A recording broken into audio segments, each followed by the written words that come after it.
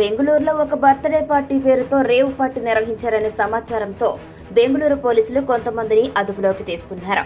వారిలో తెలుగు సినీ ప్రముఖులు కూడా ఉన్నట్లుగా తెలుస్తోంది. దీంతో అసలు ఈ రేవ్ పార్టీ అంటే ఏంటిని చాలా మంది తెగ సెర్చ్ చేస్తున్నారు. రేవ్ పార్టీ గురించి పూర్తి వివరాలు ఇలా ఉన్నాయి. నగరాల్లో పార్టీ కల్చర్ విపరీతంగా పెరిగిపోతుంది. సందర్భం ఏదైనా సరే విచ్చలవిడిగా ఎంజాయ్ చేసేందుకు చాలా మంది యువత ఇంట్రెస్ట్ చూపిస్తున్నారు. అందులోనూ కాస్త డబ్బున్న యువత అయితే ఈ పార్టీలకు బానిసలైపోతున్నారనడంలో అతిశయోక్తి లేదు. ఇప్పుడు తాజాగా రేవ్ పార్టీ అనే మాట 2 తెలుగు రాష్ట్రాల్లో మారుమోగిపోతుంది. అందుకు కారణం బెంగళూరులో నిర్వహించిన ఒక రేవ్ పార్టీలో తెలుగు సినిమా ఇండస్ట్రీకి చెందిన సెలబ్రిటీలు, పలువురు రాజకీయ ప్రముఖులు పట్టుబడ్డమే. ఇప్పటికే తెలుగు సినిమా నటీనటులు హేమ, శ్రీకాంత్ ఈ ఘటనపై స్పందించారు కూడా. ఈ పార్టీలో హేమ పాల్గొందని మొదట ఇన్ఫర్మేషన్ రాగా కాదంటూ హేమ ప్రకటన చేసింది. కానీ బెంగళూరు పోలీసులు మాత్రం ఆమె రేవ్ పార్టీలో పాల్గొన్నట్లు నిర్ధారించారు.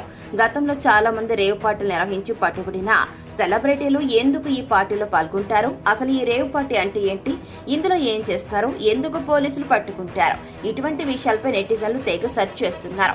అసలు రేవ్ పార్టీ గురించి ఇప్పుడు మనం వివరంగా తెలుసుకుందాం. ఈ పార్టీ కల్చర్ అనేది 1950s లో ఇంగ్లాండ్ లో స్టార్ట్ అయింది. ఆ తర్వాత వరల్డ్ వైడ్ గా వ్యాపించింది.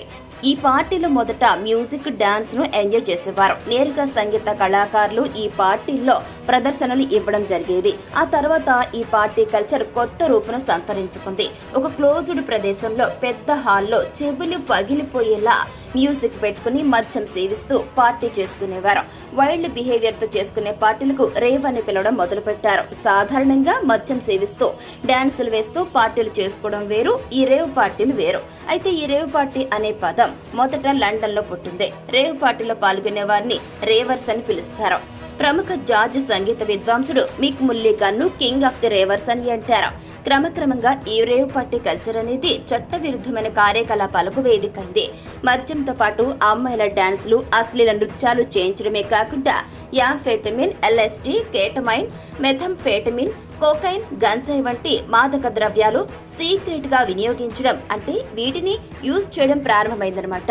ఇలాంటి చట్ట వ్యతిరేక రేవ్ పార్టీలు జరుగుతున్నాయని పోలీసులకు సమాచారం అందితే వెంటనే దాడి చేసి పార్టీలో పాల్గొన్న వారిని అదుపులోకి తీసుకుని నిర్వాహకులను అరెస్టు చేస్తారు. ఇక ఈ పార్టీలతో డ్రగ్స్ వాడకం విపరీతంగా పెరగడంతోనే పోలీసులు ఈ రేవ్ పార్టీలపై ఉక్కుపాదం మోపుతున్నారు. అయినా కూడా కొంతమంది సెలబ్రిటీస్ ఈ రేవ్ పార్టీ కల్చర్ నుంచి బయటపడలేకపోతున్నారు.